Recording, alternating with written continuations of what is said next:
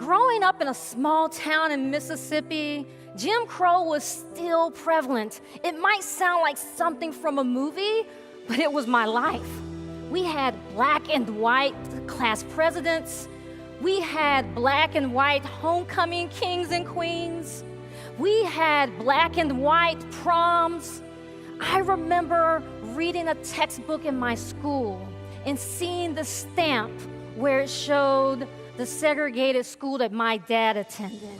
As I continued to endure what was happening in the community and home life, I became suicidal. And in 5th grade, I wanted to end it all. But instead of making that choice, I went to the counselor's office. And when she called my father to tell him about his precious daughter wanting to kill herself, well, when I went home, I received a beating.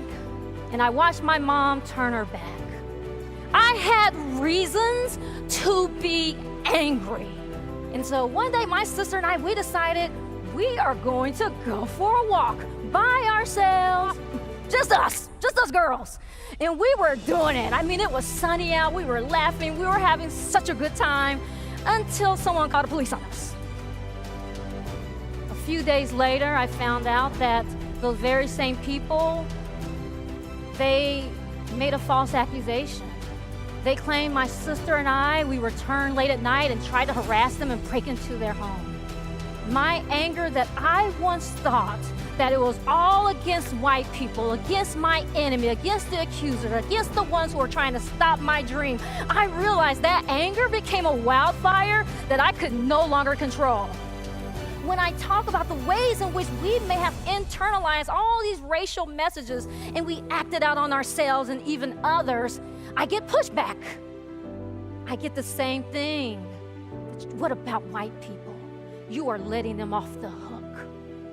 And when I challenge white people about what they can do, because after all, last time I checked, there wasn't a committee of people in Africa that met up with Thomas Jefferson and said, hey, let's create slavery.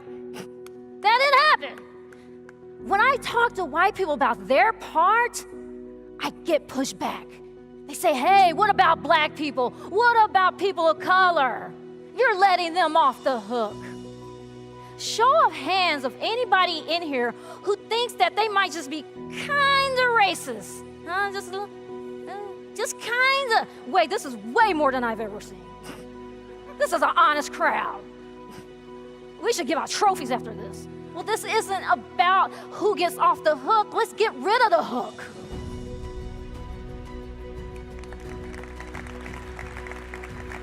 Because if we really, truly have a big vision for this world, and as a leader, that is your charge to stand in your power, even when it's uncomfortable, even when there's people who may not respond the way you want them to respond, but your vision is much bigger. So speak up.